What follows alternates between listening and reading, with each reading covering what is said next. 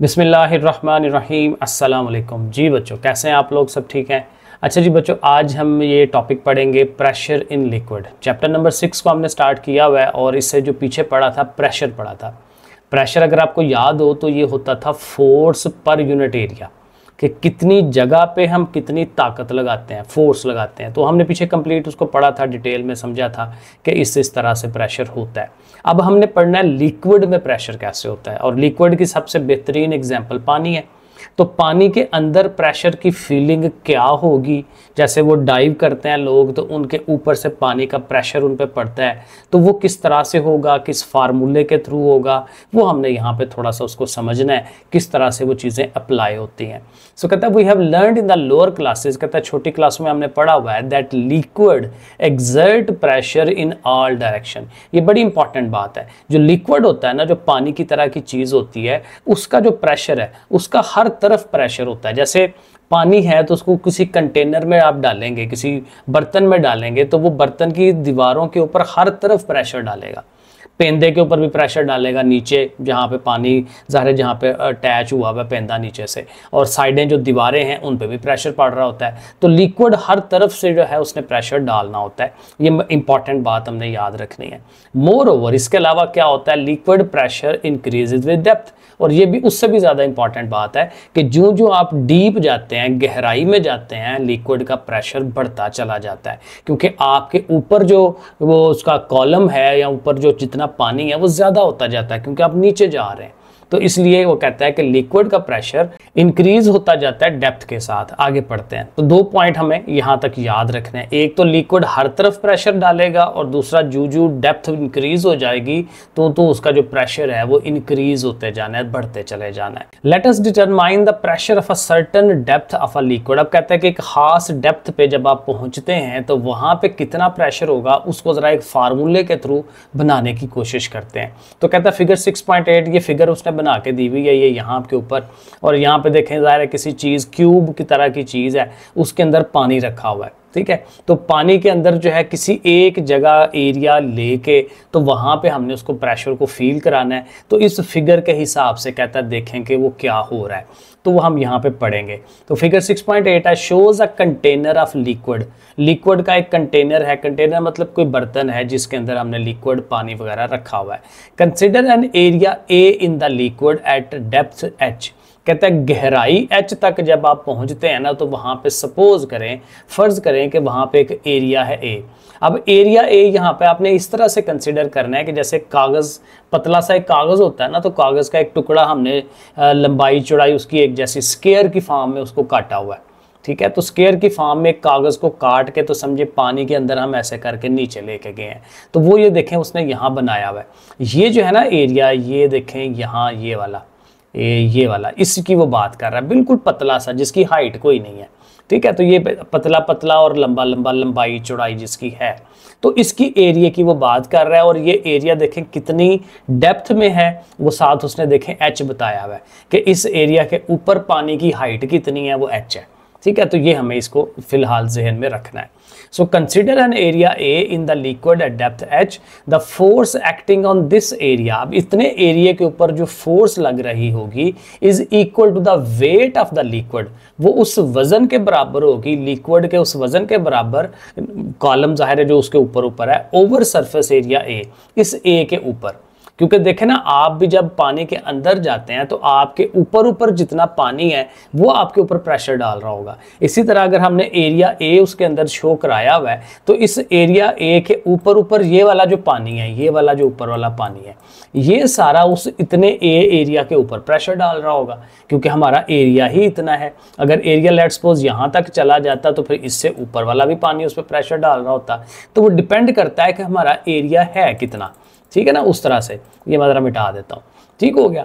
तो ऐसे हमने ये याद रखना है कि इसके ऊपर प्रेशर या फोर्स कहाँ से पड़ेगी, जो ऊपर वेट है पानी का, तो ये हमें याद रखना है। इसी की वो बात कर रहा है, is equal to the weight of the liquid column over surface area A. Surface area के ऊपर जो लिक्विड कॉलम है।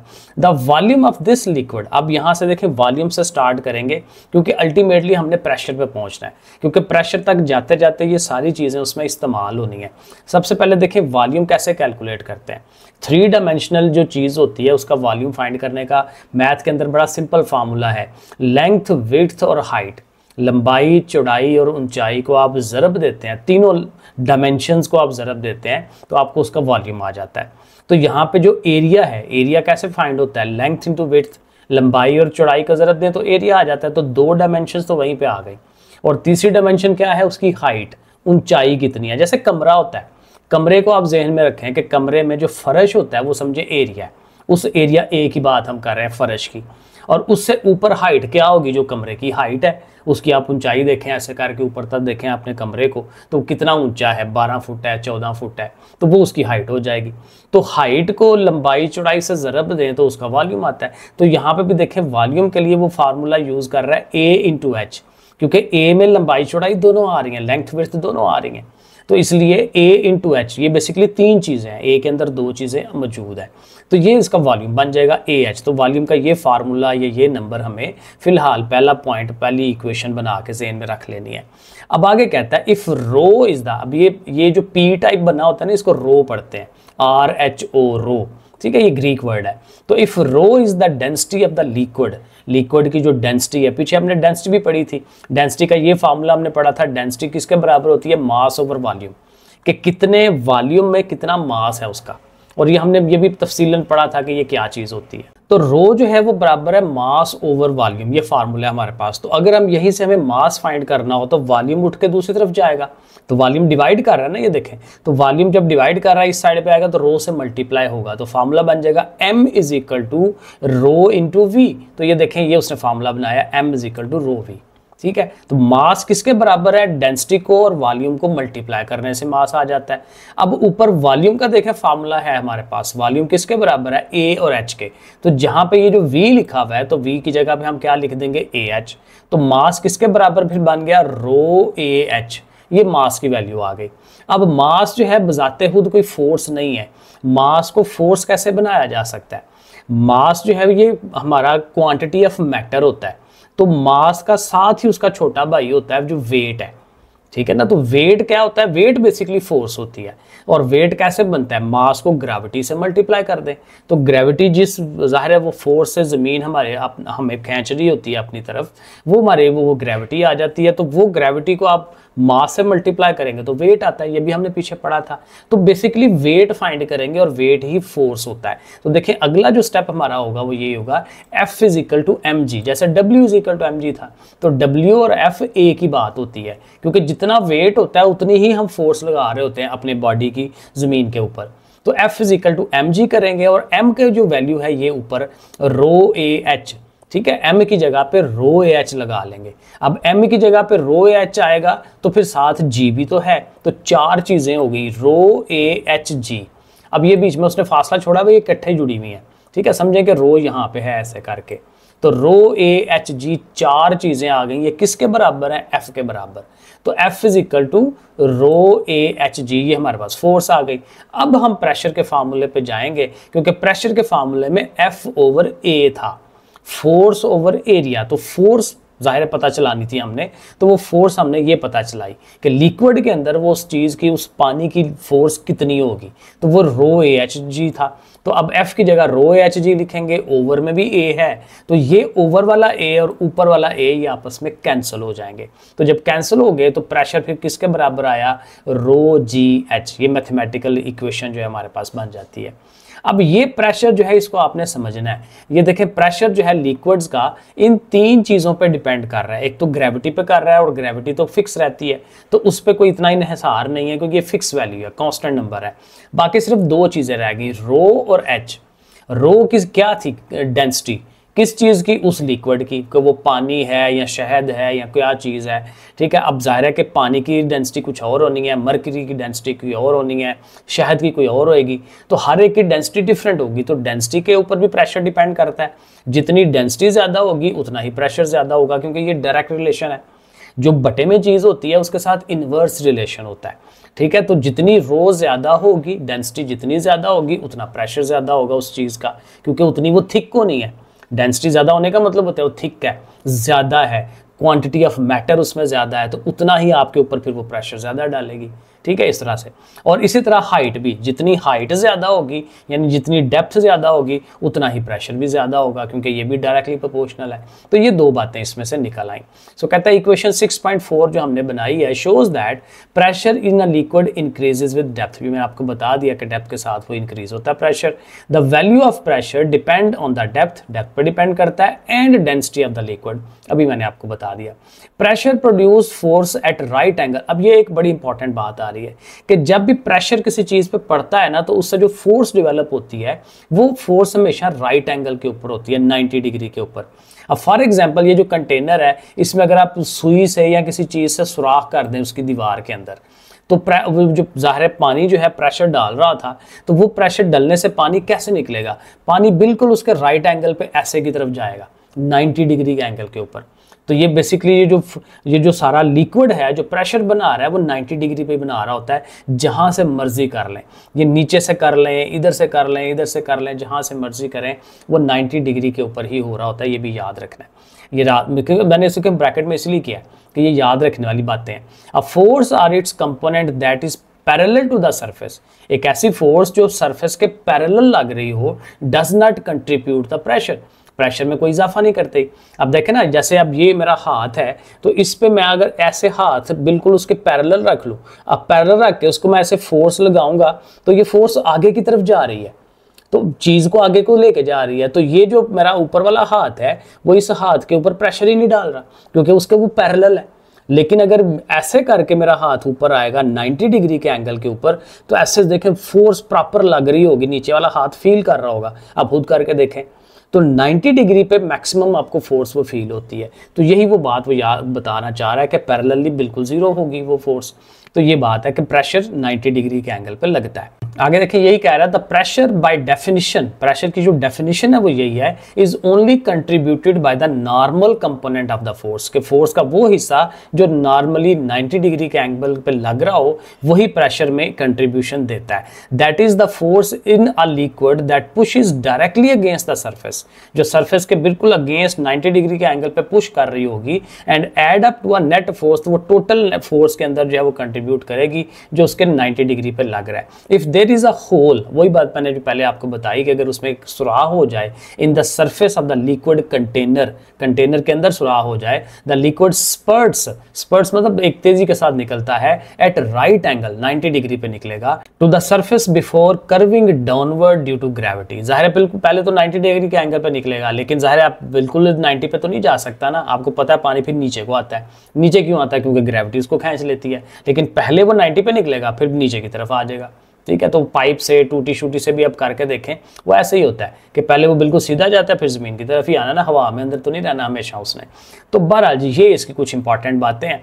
अब इसमें जो तैयार करने वाला काम है, ये जो मैथमेटिकल मैंने आपको काम करवाया, ये आप इक्वेशन नंबर 1, 2, 3 करके ना इसको आप बना लें, ये मोस्ट इंपॉर्टेंट बात है। ये आपका सवाल लॉन्ग क्वेश्चन बन सकता है कि एक लिक्विड्स में प्रेशर जो है वो किस तरह से डेवलप होता है और उसकी ये जो इक्वेशन है वो कैसे बनती है, ये आपने इसमें मैथमेटिकल याद करना है। बीच में जो 1-2 लाइनें मैंने अंडरलाइन करवाई हैं या ये जो ब्रैकेट में की है ये साथ कर लें, तो आपका ये 4 नंबर का सवाल जो है ये रेडी हो जाता है।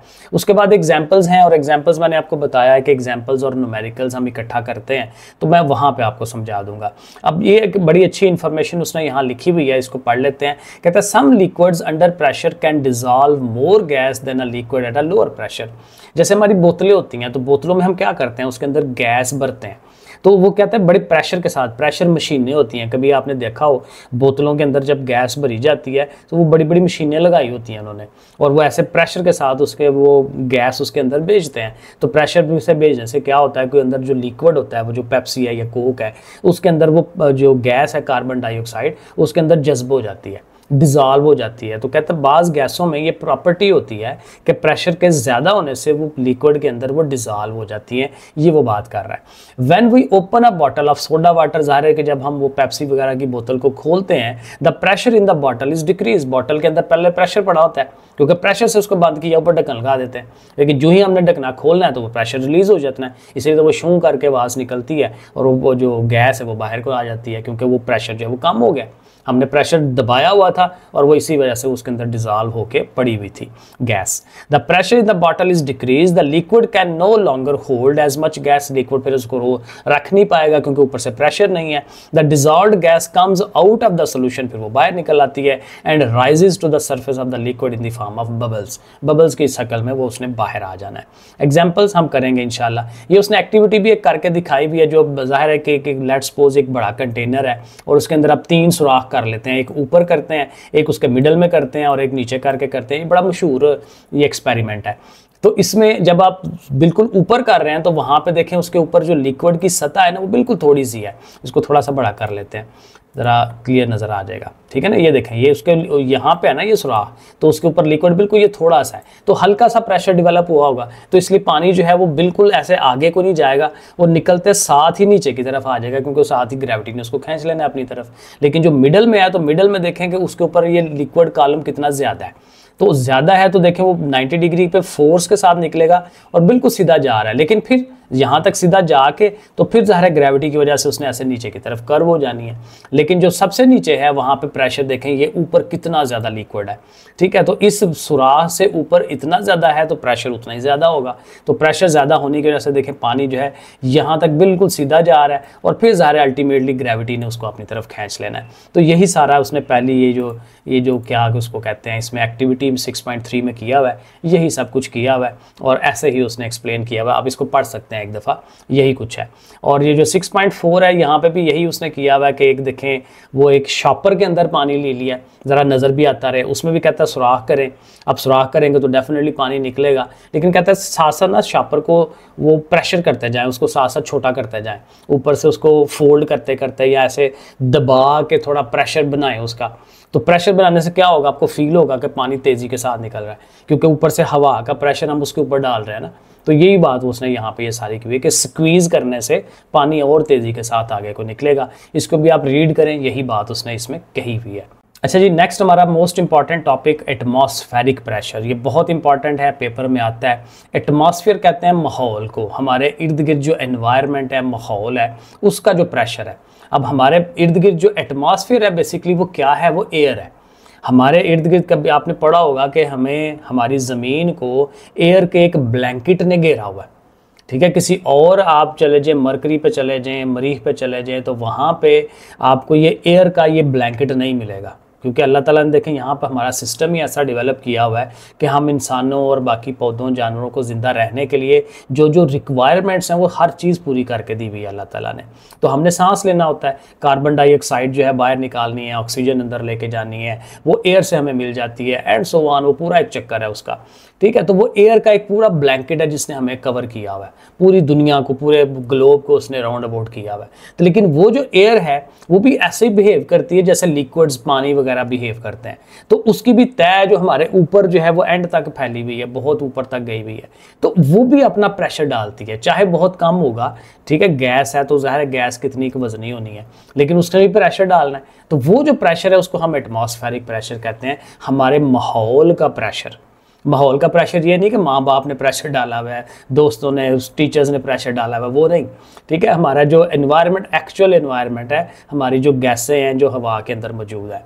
तो चले इसको पढ़ते हैं। The earth is surrounded by a layer, earth को घेरा हुआ है किसने, बाय अ लेयर, एक तय ने घेरा हुआ है, और तय किसकी है, एयर की, हवा की, विच वी कॉल एटमॉस्फेयर, इसी को हम एटमॉस्फेयर कहते हैं। तो ये समझ लें कि एटमॉस्फेयर की डेफिनेशन है, इसको आप पहली लाइन को याद कर सकते हैं। आगे कोई और अच्छी एटमॉस्फेयर की डेफिनेशन मिल गई तो ठीक है, वरना यही डेफिनेशन हमारे लिए इनफ है। We know that air is a mixture of gases, ज़ाहिर है हवा के अंदर गैसें हैं, नाइट्रोजन 78% है, ऑक्सीजन 21% है, फिर बाकी गैसें हैं, तो मिक्सचर ऑफ गैसेज है। हमारी हवा, their molecules are always in motion. जब चूंकि गैसेज हैं तो गैसेज के मॉलिक्यूल्स रुक के तो नहीं बैठते ना, वो आपस में टकराते रहते हैं, इधर उधर मूव करते रहते हैं।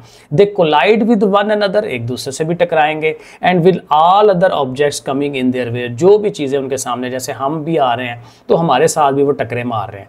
Thus they exert force on the objects. अब जाहिर है जब किसी चीज़ को टक्कर मारी जाती है तो उस पर फोर्स लगती है ना, चाहे बहुत कम हो लेकिन लगेगी ज़रूर, तो फोर्स लगेगी, प्रेशर लगेगा।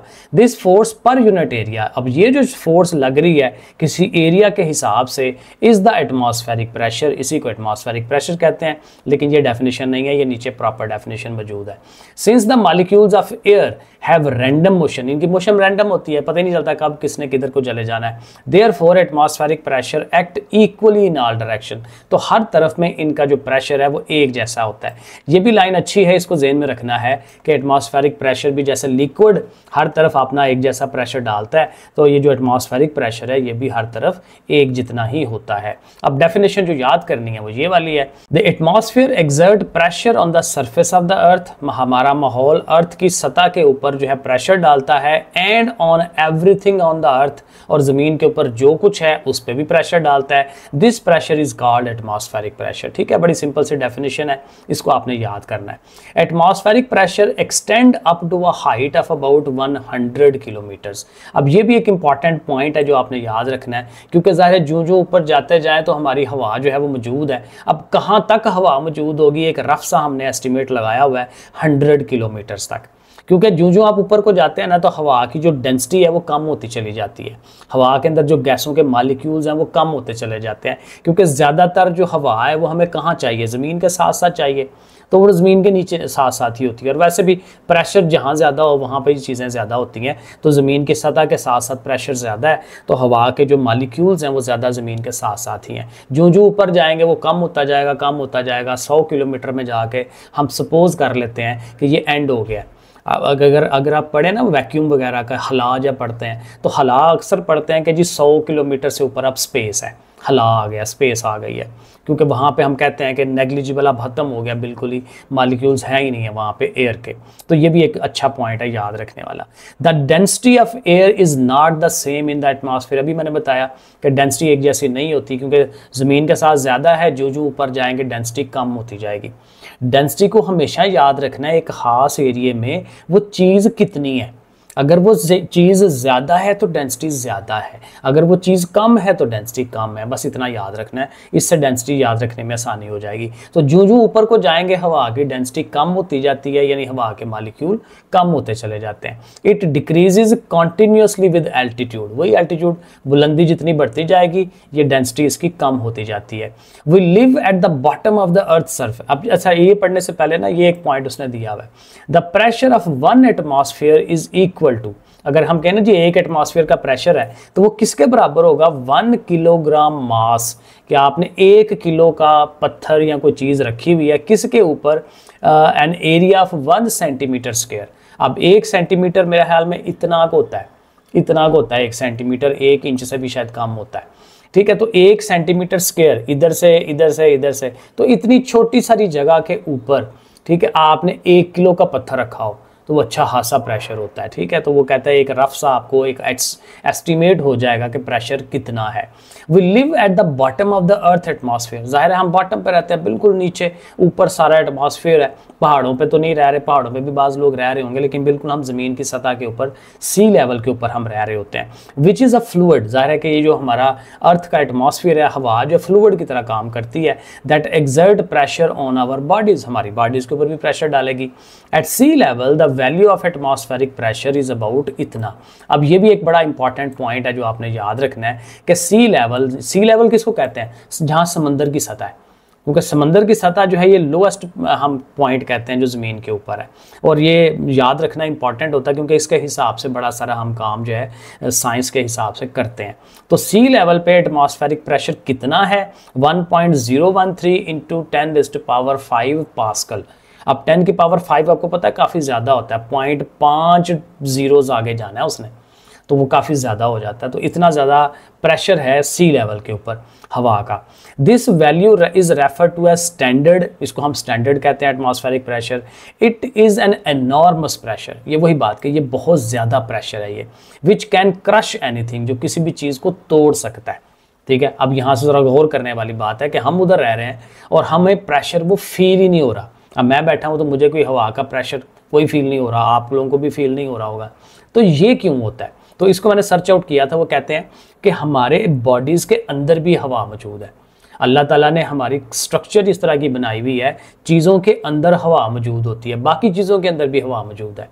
तो वो चूँकि हवा अंदर भी मौजूद है, बाहर भी मौजूद है, और हवा क्या करती है, हर तरफ, ये नहीं कि बिल्कुल हमारे टॉप से प्रेशर हमारे ऊपर डाल रही है, वो इधर से भी डालेगी, इधर से भी प्रेशर करेगी, इधर से भी करेगी, नीचे से भी करेगी, हर तरफ से हवा प्रेशर डाल रही होती है। लेकिन चूंकि हवा अंदर भी मौजूद है, सेम चीज़, जो डेंसिटी बाहर है हवा की, वही डेंसिटी हमारे अंदर है। तो जैसा प्रेशर बाहर से आ रहा है वही प्रेशर अंदर से आ रहा है। तो वो चूंकि सेम प्रेशर है, तो सेम प्रेशर की वजह से वो एक दूसरे को कैंसल आउट कर देते हैं, और कैंसल आउट कर देते हैं, हमें प्रेशर फील ही नहीं होता। और एक और रीज़न ये है कि चूंकि हमारी बॉडी डेवलप ही ऐसे हुई हुई है, हम बचपन से ही इसी माहौल में रह रहे हैं, तो इसलिए हम प्रेशर को फील नहीं करते। जैसे मछलियाँ पानी के अंदर प्रेशर को फील नहीं करती। तो बहरहाल ये कुछ रीजंस हैं जिनकी वजह से हमें ये प्रेशर फील नहीं होता। ठीक है, तो क्रश कर सकता है। We do not feel it, हम इसको फील नहीं करते, because practically all the bodies have air inside them.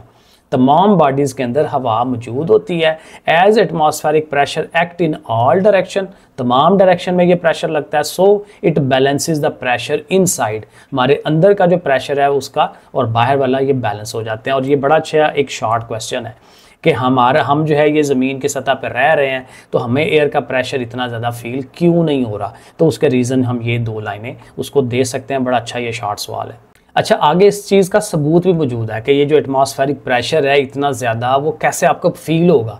उसके लिए कहता है आप एक तजर्बा कर सकते हैं। वो कहता है we can observe the force of the atmospheric pressure if we remove the inside air from a vessel. अपने अंदर से अगर हवा सारी खींच के निकाल दें तो फिर हमें बाहर वाली एयर का प्रेशर फील होगा। अब अपने अंदर से तो नहीं निकाल सकते ना, तो किसी चीज़ से निकालेंगे। तो उसके लिए उसने ये देखें एक्टिविटी एक करके दिखाई हुई है। वो कहता है कि एक कंटेनर लें और उसके अंदर जो है ये देखें उसने कुछ लिखा हुआ है, द टीचर शुड परफॉर्म, ये हो गया। Boil some water in a tin can, tin can जैसे हम वो पेप्सी का किसी और चीज़ का लेते हैं, तो उसके अंदर कहता है पानी को गर्म करें। ठीक है, when it is full of steam, जब इसके अंदर ज़ाहिर गर्म करेंगे तो उसमें भाप बन रही होगी, तो जब उसमें स्टीम बनी हो, remove it from the burner, burner से इसको किसी तरह से पीछे निकालें, and close its mouth by an air tight cork, और इसको ऐसे बंद करना है कि फुल्ली बंद हो जाए, बाहर से हवा अंदर ना जा सके। अब जाहिर है कि ये अब प्रॉपर एक्सपेरिमेंट होगा, किस तरह से होगा, लेकिन अगर इसको टोटली बंद कर देते हैं, अंदर स्टीम है, अब आपने क्या करना है, उसके ऊपर पानी डालना है। अब पानी डालने से क्या होगा कि अंदर वाली जो स्टीम है ना वो पानी बन जाएगी। अब पानी बनेगी तो अंदर से हवा बिल्कुल ख़त्म हो गई, है ही नहीं है, क्योंकि सिर्फ स्टीम थी, स्टीम पानी था, और पानी जो है वो चूँकि पानी डाला है बाहर से तो उसको ठंडा किया है, तो अंदर वाली चीज़ ने पानी बन जाना है। अब अंदर वैक्यूम क्रिएट हो जाएगा। अब वैक्यूम क्रिएट होगा तो बाहर वाली हवा जो बहुत प्रेशर डाल रही है वो एकदम से अंदर जाने की कोशिश करेगी, प्रेशर डालेगी, तो वो जो कंटेनर है वो एकदम से चपटा हो जाएगा। ठीक है, क्रम्बल हो जाएगा। तो ये वो बात कर रहा है, ये एक्टिविटी के अंदर ये चीज़ उसने कही हुई है। आगे एक टॉपिक है variation of atmospheric pressure with height. Height के कम ज़्यादा होने से प्रेशर, जो एटमॉस्फेयर प्रेशर है वो किस तरह से कम ज़्यादा होगा। कहता है we have studied that pressure in a liquid increases with depth. ज़ाहिर है लिक्विड में हमने यही पढ़ा था, यही फार्मूला हमने यूज़ किया था, P = ρgh। हाइट के बढ़ने से प्रेशर ने भी बढ़ना होता है, तो ये हमने फार्मूला यूज़ किया था। अब चूँकि एयर जो है वो भी एज ए लिक्विड काम करती है, तो यही फार्मूला हम अपनी एयर के लिए, एटमॉस्फेरिक प्रेशर के लिए भी यूज कर सकते हैं। This formula is applicable to all the fluids as the gases of the atmosphere are also fluid, वो भी फ्लूइड है। Therefore the atmospheric pressure should be maximum, atmospheric pressure ज़्यादा से ज़्यादा होना चाहिए on the ground at the sea level, ज़मीन के ऊपर, बिल्कुल समंदर की सतह के ऊपर, क्योंकि जाहिर है वहाँ पे देखें हाइट मैक्सिमम होगी। वो जो 100 किलोमीटर है वो टोटल का टोटल 100 किलोमीटर हो जाएगा, लेकिन जो जो हम ऊपर को जाएंगे तो वो हाइट 100 से कम होती जाएगी ना। अगर लेट्स सपोज हम 20 किलोमीटर ऊपर चले जाते हैं तो अब हाइट कितनी रह जाएगी, 80 किलोमीटर। हम 50 चले जाते हैं तो ऊपर 50 रह जाएगी, 80 किलोमीटर ऊपर चले जाते हैं तो पीछे 20 रह जानी है। तो इस तरह से करके जो ऊपर को जाएंगे वो हाइट कम होती जाएगी, प्रेशर कम होता जाएगा। यही बात हमने बतानी है। As we go up in the air, हवा में हम जब ऊपर को जाएंगे एटमॉस्फेरिक प्रेशर डिक्रीजेज, वो कम होता जाता है। As a height of about 5 kilometre, 5 kilometre की हाइट पे जाते हुए कितना वो प्रेशर रह जाता है, 55 किलो पास्कल। ये नंबर्स हमें याद करने हैं, एमसीक्यूज में शॉर्ट क्वेश्चंस में पूछ लेता है। And at a height of 30 kilometre, जब 30 पे पहुंचेंगे तो वो सिर्फ कितना रह जाएगा, 1 किलो पास्कल रह जाएगा। कहाँ 55, कहाँ पे 1 रह गया। तो ज़ाहिर है हाइट के साथ वो कम होता जाएगा। By measuring the atmospheric pressure at a point in the air, हवा के अंदर किसी एक पॉइंट पे जब आप ये मेजर करते हैं तो आप क्या करते हैं, altitude of that point can be determined. तो ज़ाहिर है कि वहाँ से हम उसकी एल्टीट्यूड और हाइट का पता चला सकते हैं। The lower the atmospheric pressure the greater is the altitude. जितना प्रेशर कम होगा उतना एल्टीट्यूड ज़्यादा होगा, क्योंकि उतना हम ऊपर चले गए होंगे।